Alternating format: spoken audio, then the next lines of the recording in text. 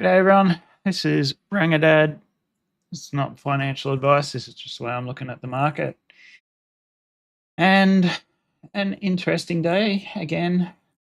Every day is interesting in crypto or trading land. I think best place to start is just looking at the liquidity heat map because it's pretty nuts today.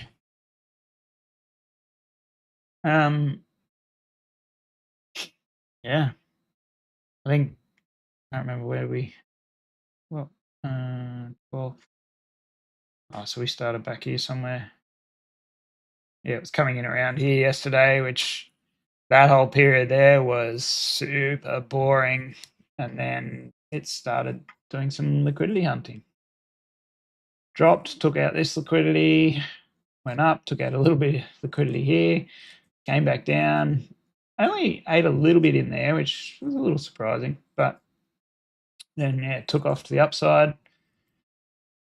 Took a lot of liquidity with it to that point, and then dropped straight back down into this. That was an interesting turnaround point there too. Like I'm very surprised it didn't come all the way down into that 57K mark. This was perfect for me because after yesterday when I hit the wrong button on my hedge, I had to work pretty hard to bring that one back. And at the moment it is back. I'll show you that in a second actually. So yeah, and then obviously it just shot to the upside. And again, a little surprised it didn't come up into here and take some of this liquidity. But very much an indecision day. It's just an accumulation or a distribution day. We don't really know until it actually makes a decision at the moment, but we've got a fair bit of liquidity to both the downside and the upside. At the moment, we are in a downtrend on the shorter time frames. So you would think it's heading for this, but the way this thing's been jumping around, you know, you would have thought it would have actually taken that liquidity there. And look, it looks like it took some of it. And this is the symbol rather than just a single pair on like Binance. So Binance may tell a different story. No, okay, same. So somehow it came into there and didn't actually take that liquidity. What was the price? The low on that 58,403. Yeah, it should have. Anyway, it didn't apparently, according to this. So, and it actually looks like we're ticking up again. Which I may actually just come in here and I'm okay with that. Bollinger Bands are decreasing, so I'll let that run for a little bit by itself. We're hitting up against the 200 EMA on the 5-minute as well. So if we break through the 200 EMA here, which has also got the 50 coming in at that level, then it probably will head back up to the upside.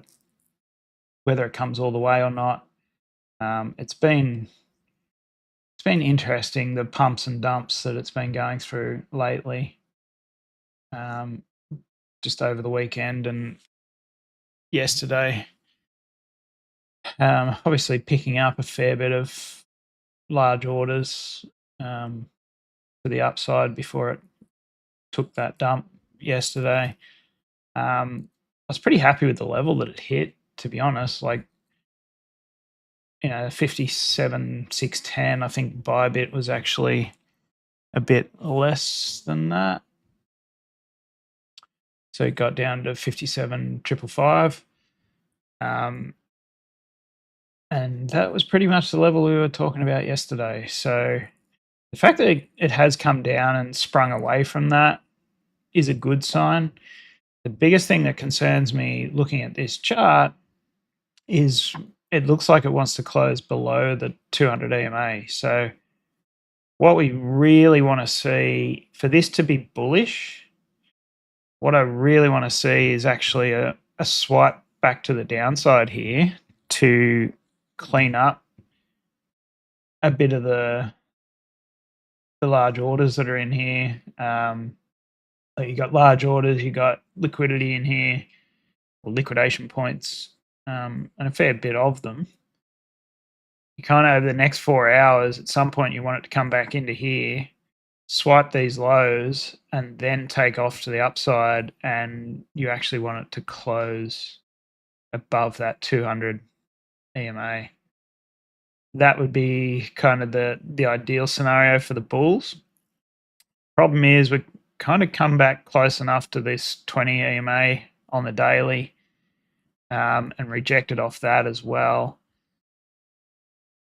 It's I wouldn't say that's the strongest candle it could be at the moment, and that's probably my biggest concern. But shorter time frames have been bumpy, so you never really know.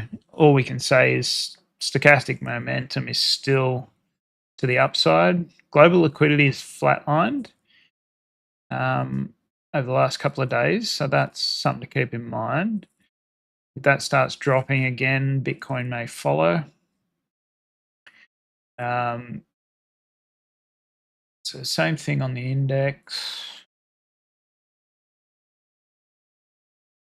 CME probably looks more bearish than the others even.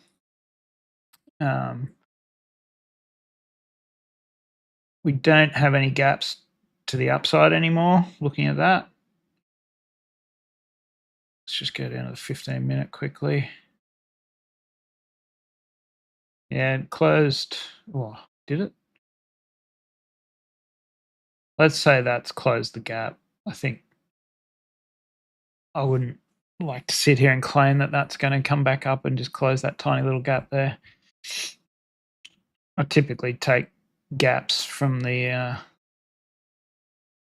open or close, but it's okay if the wicks coming up into them intraday, but end of day you're normally looking at the close. But anyway, we'll call that a gap fill, which is also kind of bearish, to be honest. Like it's come up, filled the gap, rejected off it. There's vector candles to the downside. Oops. Not a lot of vector candles to the upside.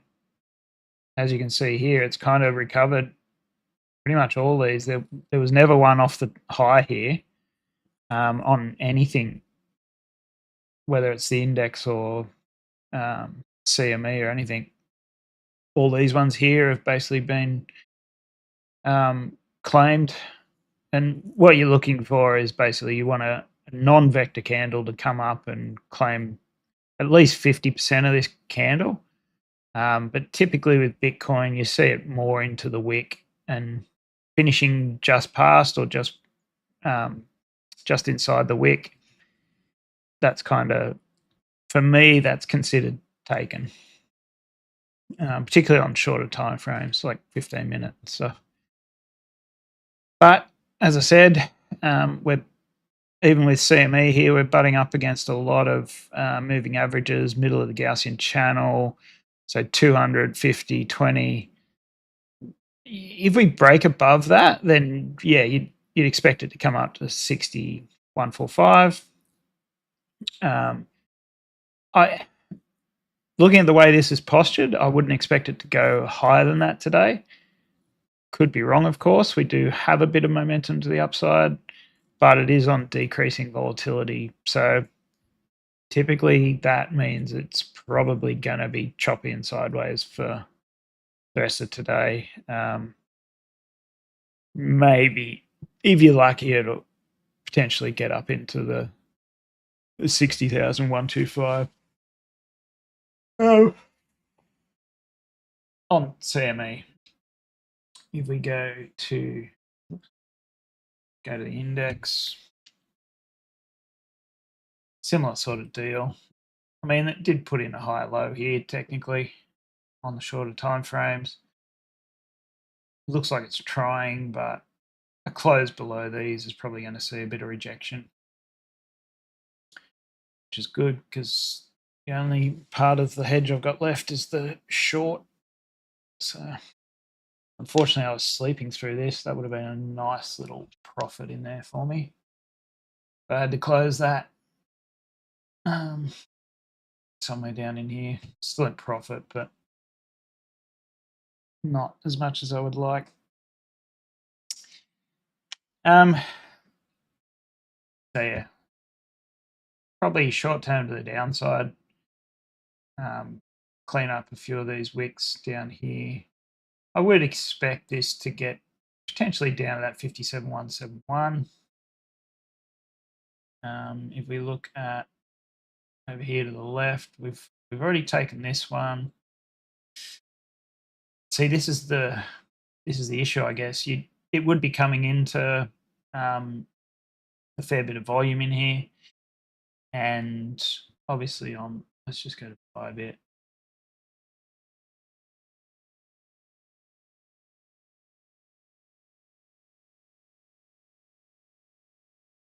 All right. So on bybit, it did come into basically the tops here. So it bounced off the top of these. I was a little surprised it didn't come a bit further than what it did. It was a quick move though, and typically a quick move down will have a quick move back up with crypto in particular. So these wicks down here are kind of fair game. So we could actually see 55.2 in the next couple of days. And I think tonight, my time, is the CPI numbers come out in the US. It would not surprise me in the slightest if we bounce around a bit today, not really do much at all. But if we stay below the 200 and the 800 on the 15-minute, probably expecting a bit of volatility and a bit of a drop through these levels. It may stop in here. So if I just do like it might stop somewhere around 50% of this candle, sweep the lows of this region here, because there is some liquidity there. So that's 56,200. Let's just open up. So you got 56,900. 56, yeah. So could come down into here. It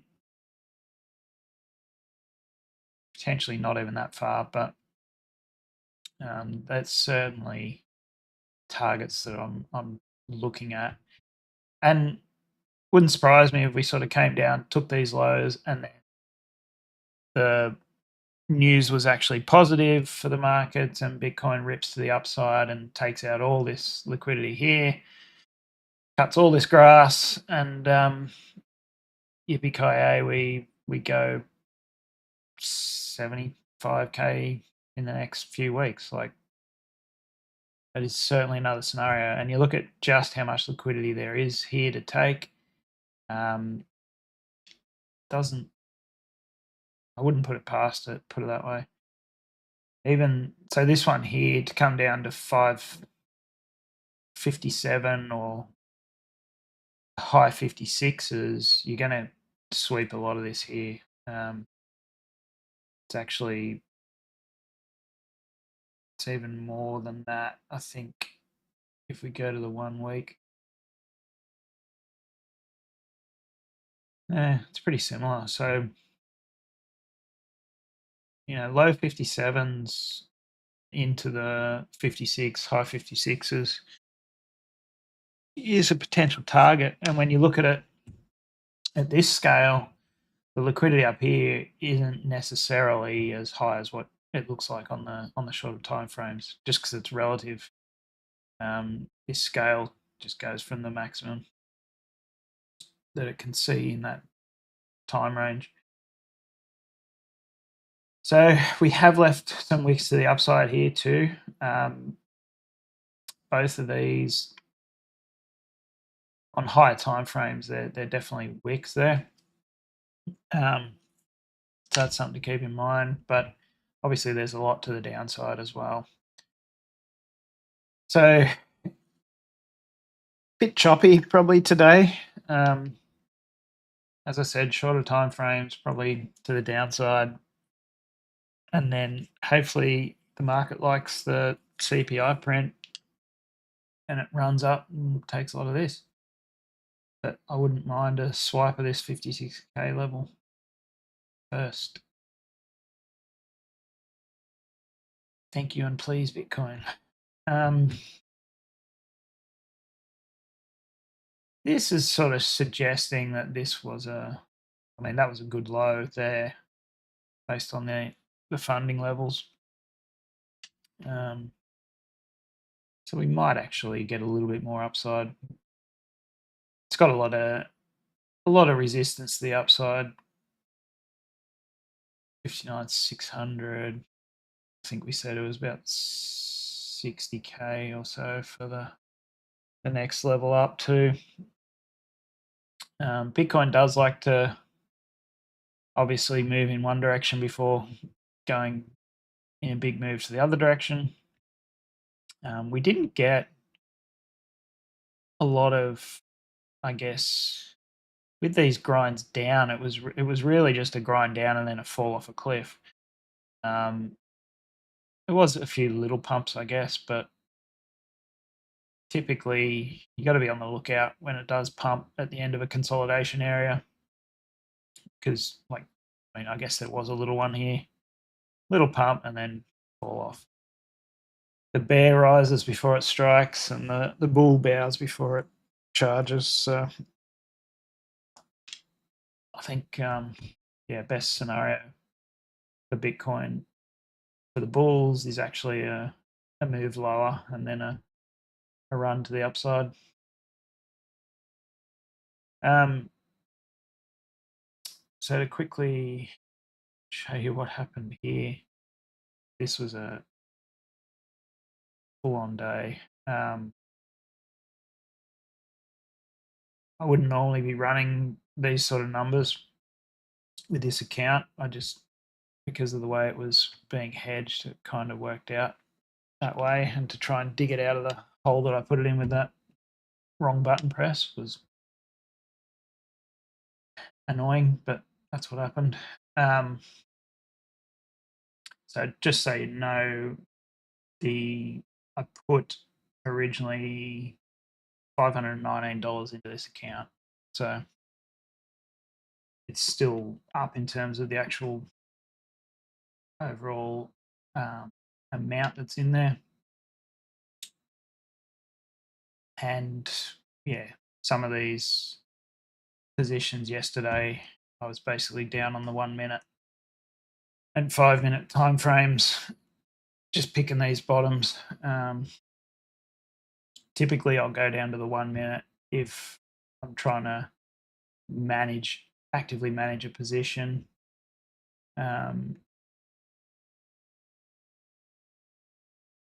Got some pretty good lows here. Actually, that buy order there, I'm pretty happy with that. That was moving very quick at that point. And as you can see, there was some longer holds there.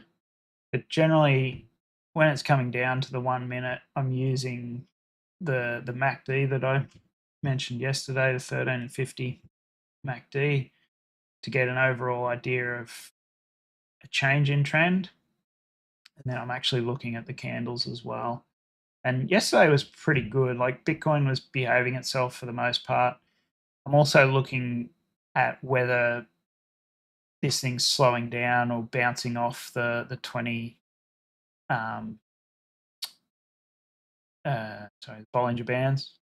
with settings 20 and 1. So, because typically you will get reversals and stuff around those points. You're also looking at whether the Bollinger Band width is decreasing or increasing. So if it's decreasing, you tend to get bounces off the actual Bollinger Band levels. So that's sort of how I manage that position. Obviously, I'm trying to get close to the top in terms of closing positions and opening new cells. And typically, like, I'll be running, this is at a fair loss, but I will actually add and take off this position, which is why if you actually look at the trader center, this is showing, it's actually showing all right at the moment, but like this may dip down quite significantly. So that was 16% down, but that was still running positions at the time. So once those positions were closed, I was actually up 15% or something, 10%, 15%. So, you know, when you look at these, just keep that in mind that I may actually, and it may show as a drawdown too, but typically I'm actually managing it with open positions and hedges. And essentially this has swung from a long being the main trade to a short being the main trade to a long being the main trade to a short being the main trade. It swung quite a bit, but as you can see on this run up here, I was actually taking profit as it went. And then I was starting to shorten around the top once it was consolidating. But in and out quickly, and at 50x, you know, that move there might have been probably somewhere around there, somewhere in there. 0.42% times 50, you know, that's a decent move. So you can kind of harvest, what was it? 0. Yeah, 23%. That's plenty to cover fees and things. In fact, fees are 0.11%. So yeah, you know, just harvesting it through these little bumps. And then obviously taking profits on the way down. And once it gets down into these areas, it gets a little choppier in terms of the trades that I take and positions I take. This is actually an unfortunate low. I wasn't confident that we were actually going to rip to the upside from here. It looked like it was going to keep going. So I was getting out of the short that I had up here and building longs, but I was also hedging at that point as well. So I think I've added to the, actually I've gotten out of that long there. So the long that I was building, closed it. Yeah, which, as I said, it's unfortunate I was fucking sleeping through this bit, but man's got to sleep at some stage. I didn't want to put a take profit in just because I was running a hedge in both directions. It wasn't going to like liquidate me or anything like that. And if it had have taken off and gone on a run to 65k, obviously I didn't want to miss that either. So yeah, that's. But when I saw this turn around at that point, I thought, screw it, I'm in profit. I will take that off the table, and then I'll see what happens after that, because I can always build back into a long if I think it's going to go up from here. But at the moment, it looks like it's kind of consolidating. This will probably have a pretty volatile move like we did yesterday once it actually started moving. Where was it? Yeah. So we actually, yeah, we're sort of consolidating sideways. Decent drop there. And that's where I was getting into trouble, actually. Oh, no, it wasn't. Anyway, I don't know. somewhere around there. Yeah, this choppy shit. Basically, I just thought, screw it, hedged. I'm just going to wait for the move, and then managed to catch that bottom.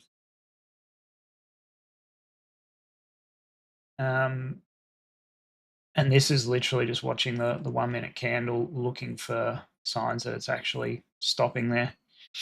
Oh, actually, that's the other thing that I have added, which helps with those scenarios, is the anchored VWAP. So if you type in VWAP AA, I think it's actually, I just typed in VWAP. Yeah, VWAP auto anchored. And I've set it so that I've got the multipliers on. Just standard calculation mode. It's just a standard deviation. You know, that once you're outside the 3, it's probably going to come to an end pretty soon. Like this one here, going outside and then closing inside, that was a pretty good sign that it was going back up. Okay, so that's effectively the tools that I'm using at the moment. Is just your moving averages, anchored VWAP, and I am obviously using the MACD and Bollinger Bands as well. Here it is. Oh, CCI I'm kind of using just more as a confluence. If it's coming from below 0 and moving up, then it's probably good for a long. That cyclic RSI is probably the main one, and BBWP. So I'm just sort of looking for a confluence of all them on the different time frames. Cyclic RSI is these two, the red and the green band there, and this signal line here, and the mid band is the yellow one. So typically you'll get a bounce around the mid band. So if I'm getting close to the 3 level on the anchored VWAP, and looks like I'm turning or slowing down on the cyclic RSI in the middle there, then that's a good point to be looking for reversals. So, and stochastic momentum, same sort of thing. If it's not taking off in the direction, or if it's not coming from a low coming up, so this is actually a fairly strong stochastic momentum signal here, but decreasing BBWP, so this is the BBWP line, suggests that it's probably just going to come into these averages. Typically, and sorry, this is so cluttered, but actually let's just, sorry. Fuck, sorry. Let's just close.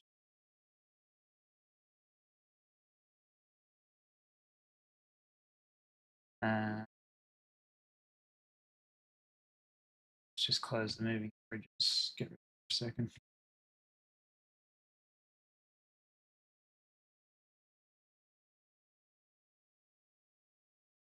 Super trend as well.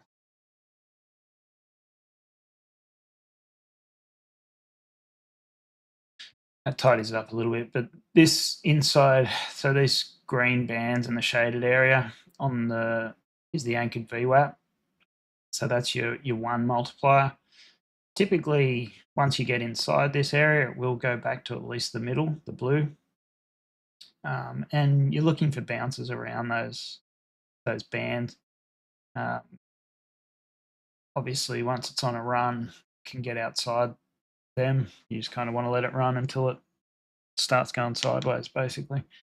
But even then, you can get bounces off these levels, so just something to be aware of. But yeah, that's been serving me pretty well, managing these things on the shorter time frames. Now I just want to have a few where I can set and they actually go in the right direction to start with and I press the right buttons. That'd be handy. But all right, that's basically the strategy that I'm doing at the moment, and it seems to be working. Let's have a quick look. Sorry, at general market. Just looking at this without actually looking at the market yet. I'm suspecting it's going to be pretty freaking similar. That's a good sign. So NASDAQ, I don't mind this. If it wants to have an indecision day and it's inside this channel, that's not a bad thing. It's not rushing to get to the 20 or the 50 EMA.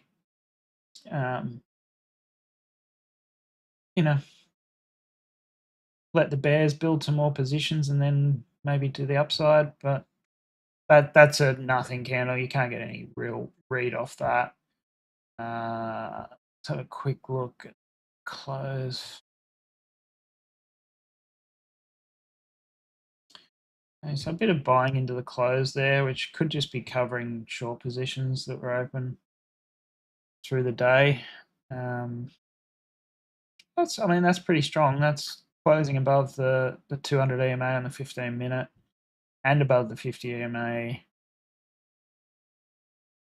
That'll set an interesting tone for the CPI print. But at the moment, it would be hard to be bearish on this for my eyes, especially with stochastic momentum ticking up from the lows. BBWP is very low as well.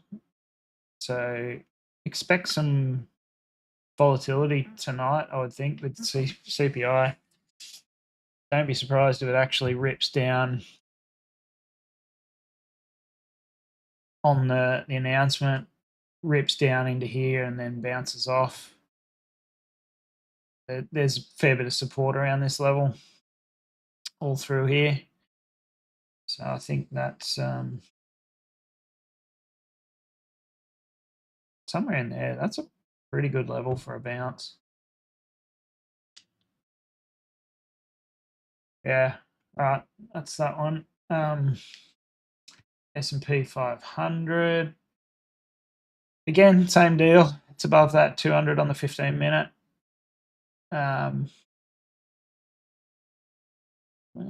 Again, a fairly good level through here if it wants to come down and test that. Not a bad play. You would be looking for bounces around here somewhere, probably down, even down into here. That would be a pretty good level, I think, for S&P 500. We do have some gaps to the downside though, so we've got to be a little bit wary on them. But it doesn't have to close them straight away. That could be, typically they are within, I think it's within the first month or so, most gaps get closed. But these days with the after hours trading and stuff, the way it is, I'm not too worried about them at the moment. If we do sort of break below any significant, probably a break below on the daily in particular, a break below that level would suggest that we probably are coming down into these, which could be interesting. But at the moment, there's a lot of puts in the system too. So you're going to have a put war. I think it is around the 5,300 mark from memory. I didn't pay enough attention to that. FX Evolution goes through those levels in a lot of detail if you want to have a look at them, if you're day trading them.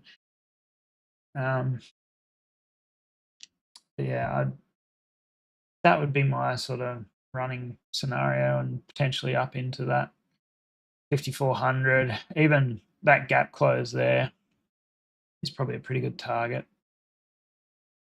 Let's just So I reckon that's going to be, let's just call it that. It's not actually vector resistance, but that could be a pretty decent move this week. I wouldn't necessarily say that it's going to move. Could do 1.5%. Not unheard of for the S&P 500.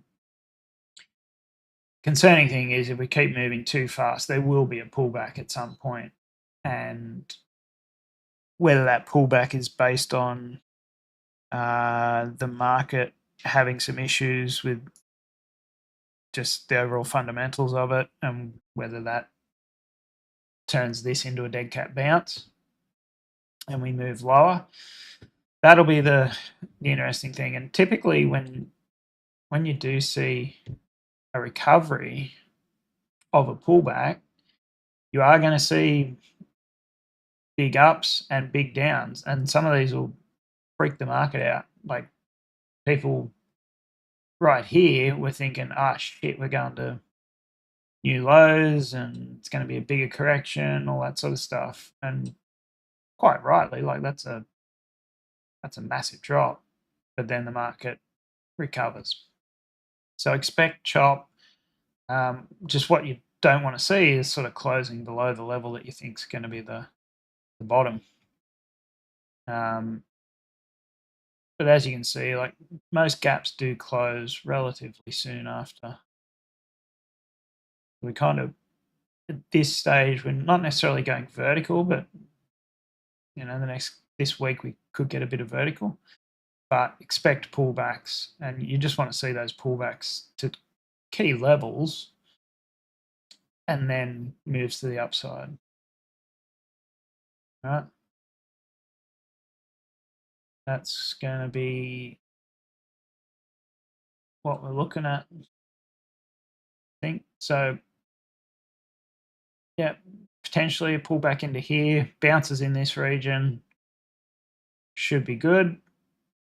Breaking through these regions, and we'll probably come back down into the gap closes, back into this region, which is a fairly highly traded region anyway.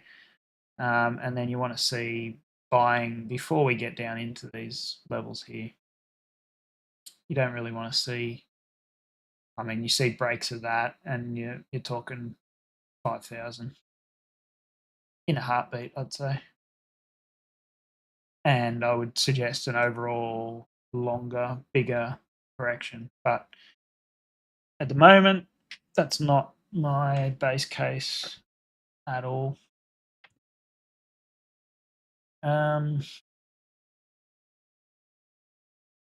See how that plays out, eh? Equal weight, it's kind of flat. Should expect equal weight Qs is flat. Again, that closing below the 200 is not great. Wait and see how that plays out. The Russell is still just in kind of no man's land. Looking bearish, but it's kind of recovering this vector candle here, which isn't a vector candle on the actual IWM, but yeah. XLI is flat. XLY, XLP is flat. Pretty boring day in the US market, really. Interesting day on the VIX. Can't really take too much from that. Yeah. Skew. Let's have a look at the skew. Okay. It is crushing a little bit, so that's not a huge move on the skew, but it does signal potentially a bit of downside, bit of weakness. Not a huge amount though. Definitely in the bullish control zone on that. So wait and see what happens.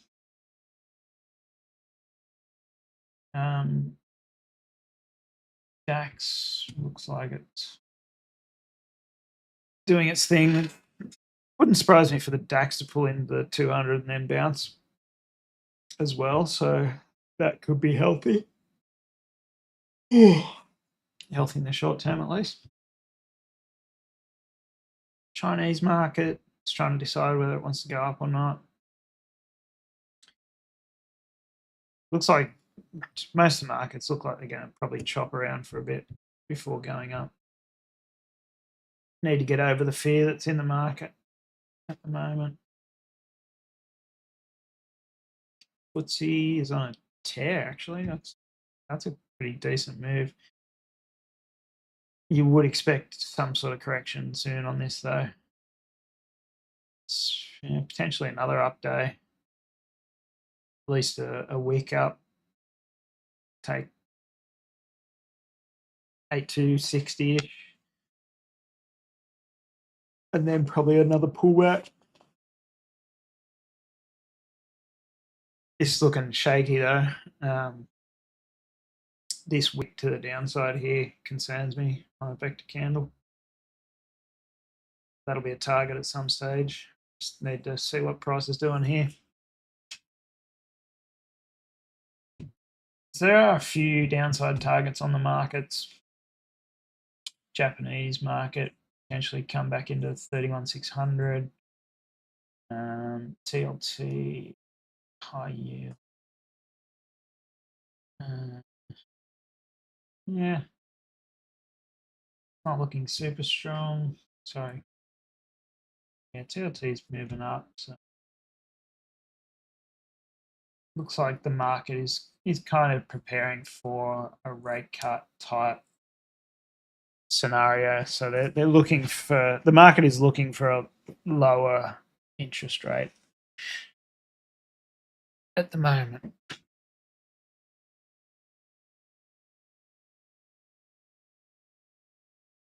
Yeah. Copper's had a decent day. So that's a good sign. Copper, I'm expecting to go on a run. And if copper goes on a run, you would actually expect the market to follow. So there's kind of some signs here that any pullbacks will probably be met with buying demand. But obviously, we kind of want to confirm this above that 200 EMA. You got vector candles in here. If we close above the 200, then yeah, your target is at least 4425. And we'll have to wait and see what happens after that, because you're going to be into some key moving averages. A bounce off the 20 or the 200 is probably not looking good for the market in general. But again, not my base case. Gold looking good. So let's just have a look. So gold in the last 3 days has done nearly 4%. Silver done a bit over 5%. So hence why I'm more interested in silver. If you do a gold versus, let's do XAG.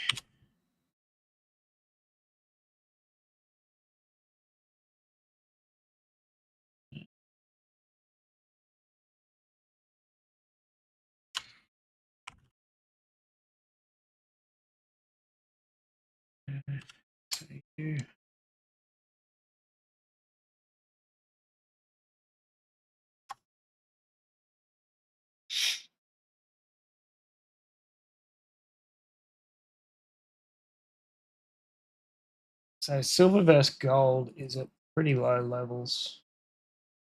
Let's look at it on the weekly.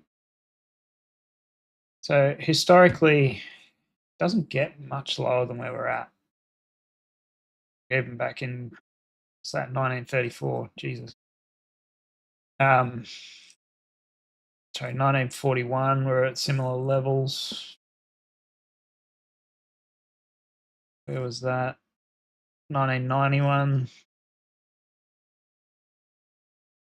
So yeah, it's silver can go lower compared to gold, but right now this is a pretty good spot for silver to start outperforming gold. So that's something to keep in mind for those that are moving into gold. Let's look at oil. How'd oil go? Yeah, oil's on a run. Looks like it's not done yet either. Closes in 7 hours, so could pull back and reject off this level, but doesn't look like that's going to be the case. In fact, we've just got a smart money candle for the first time. So could go nuts. So these are the news events tonight that we want to be watching out for pre-market by the look of them. Inflation rates, retail sales as well later in the week. It's going to be a pretty decent week for volatility, I think. So Dixie's dropping still, which again should be relatively bullish for stocks and gold. So would explain the move on gold. Japanese US dollar is coming down. So again, I think probably a fib on this is going to be you expect that to come down a little bit more. Aussie versus euros looks like it might reject soon. Euro US is kind of confirming. Sorry, I'll go back to that. It's actually kind of confirming this 800 AMA level. If that starts to move away with any sort of speed, then US dollar is probably going to be around the parity mark, the $1 mark, relatively quickly. But decent decent vector candle to the downside here. So could be some chop in the currency markets as well. Aussie US that's rejecting the 200 by the look of that. That's interesting. Want to see that close above the 200 fairly soon, which it could do, but yeah, nasty wick to the downside here. Just gonna have a quick look at the Dixie again.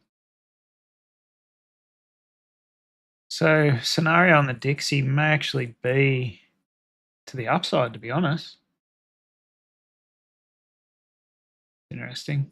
Stochastic momentum's kind of in a position where we could see a decent move to the upside. Volatility's flattening off, but there's still room to move. And yeah, coming into this vector candle here, a lot of overhead resistance at that point, so it would make sense to stop there and reject off that level. So yeah, that's actually probably more likely in my mind at the moment that we actually get a run up on Dixie, and then we get Euro coming down into these areas, at which point then you would probably see a bounce on both. So Euro would then bounce from this region. Dixie would bounce down off this sort of region in here. Brazilian reals still looks like it wants a little bit more potentially. That's a bit of a rejection wick though on that candle. So yeah, it may start to pull back, which would kind of align with Dixie going up. So that's probably actually what's going to happen. Which Dixie goes up, potentially stocks come down. Same with Great Britain pound there. Yeah, okay. That's probably my base case, to be honest. Money supply is still stupid. No real read from percentage of stocks above the 50. SMCI is having a good bounce. Needs a bit more though. Airbnb is still. That one's a fan. All right. I'll have to find a way of trying to buy some of that.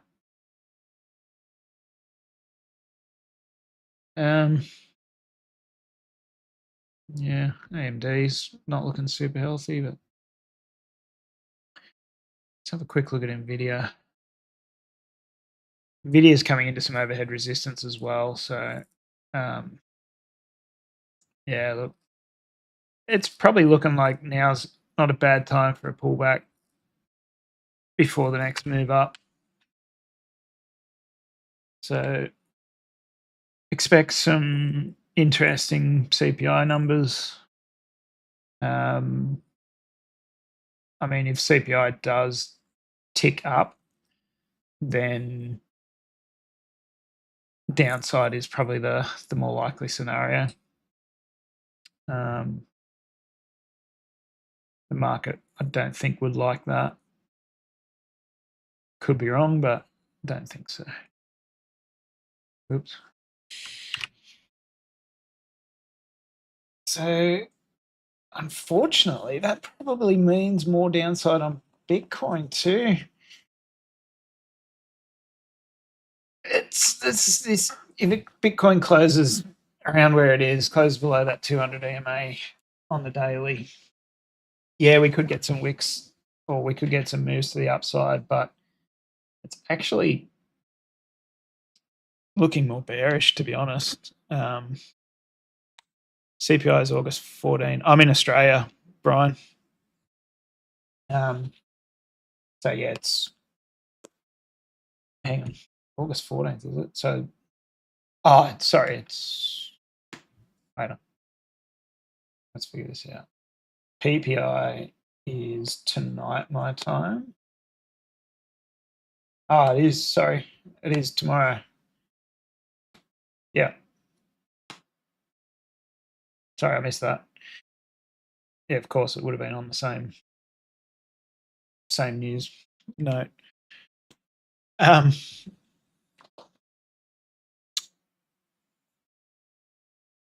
Thanks for pointing that out. So tonight, yeah, might actually be relatively choppy.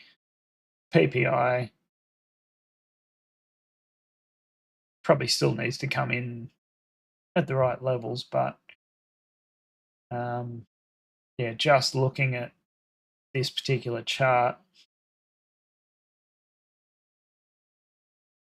that doesn't scream bullish to me right now. That actually suggests to me that we're actually going to come back in, potentially test the bottom of this range again. So I might hold on to that short for a bit, see if I notice any sort of 5-minute turnarounds, but for the time being,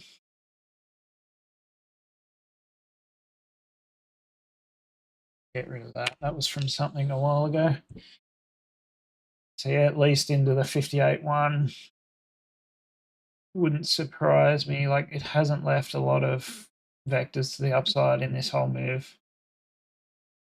Even back up into here, there's a vector there, there's a wick there, but it can come back into them anytime. At the moment, we're too far away from that. And overall, it's looking too bearish for upside to be the base case. I didn't just hedge that, did I? Nah, good. All right. So yeah, that's looking pretty good. Might get a few bounces. Like, typically, lately, it's been coming into these sort of turnaround areas and having a bit of a bounce and deciding what it wants to do after that. And when the Bollinger Bands are dropping, typically that will mean, okay, we'll get back inside the Bollinger Bands, potentially test the other side of the Bollinger Bands. 50 EMA is a target as well.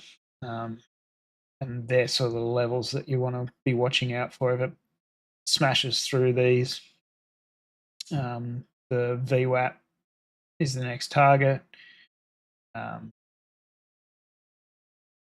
So yeah, typically if I do see a shorter term turnaround, I may actually take just a quick scalpy hedge long. But at the moment, not seeing a lot of reason to do so on this particular chart. Got a bit of an M pattern going on there as well on the bigger time frame, so it could come back up into here. If we get rejection off that level, then I would expect it to be going quite a bit further south. All right. MACD's kind of looks like it wants to turn to the upside. Again, the reason I use the 50 and the 13 for the MACD is just once it starts flattening off, if there's other signs of turnaround, like you're closing back within Bollinger Bands, things like that, that's a really good sign that you're bottoming or topping. And then once it has crossed, then typically it doesn't uncross very quickly, and you tend to pick up.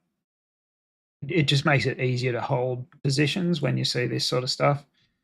So yeah, that's why I'm using them. Still shitting the bed, down 1K since you started. Yeah. So short-term turnaround now. I'll look at this. So I may actually just take a little cheeky little long there. I'll be looking to get out of this somewhere around here, I would say. Which again, like on 50x, 25% move, something like, maybe less. Anything over 0.11 and you're in the money. But yeah, probably around that level, 58,911. I'll be taking some profit. Okay. I think that'll do for today. I'll talk to you tomorrow.